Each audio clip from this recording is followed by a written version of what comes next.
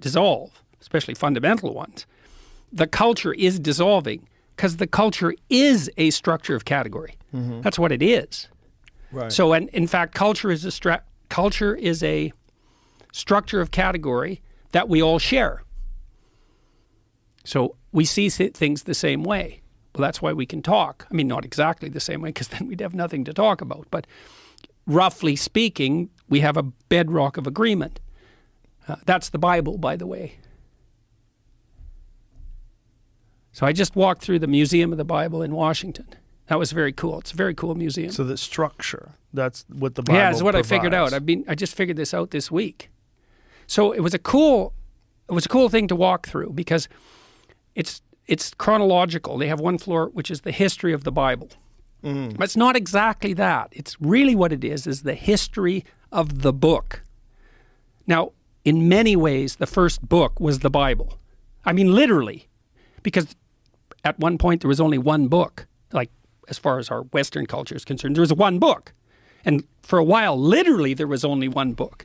And that book was the Bible. And then before it was the Bible, it was it was scrolls and it was writings on papyrus.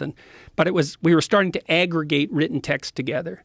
And it went through all sorts of technological transformations. And then it became books that everybody could buy, the book everybody could buy. And the first one of those was the Bible. And then it became all sorts of books that everybody could buy. But all those books, in some sense, emerged out of that underlying book. And that book itself, the Bible isn't a book, it's a library. It's a collection of books.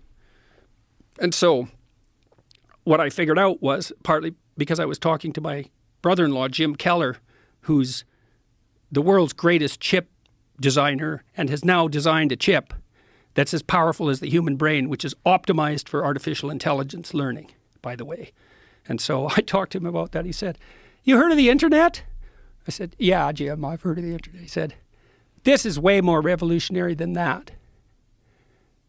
So in any case, we were talking about meaning in text because we were talking about translation and the problem of understanding text. And Jim said, the meaning of words is coded in the relationship of the words to one another.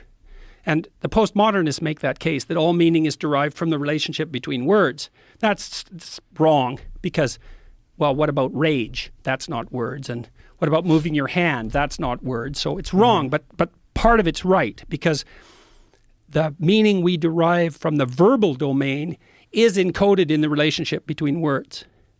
So now then you think, well, let's think about the relationship between words. Well, some words are dependent on other words. Some ideas are dependent on other ideas.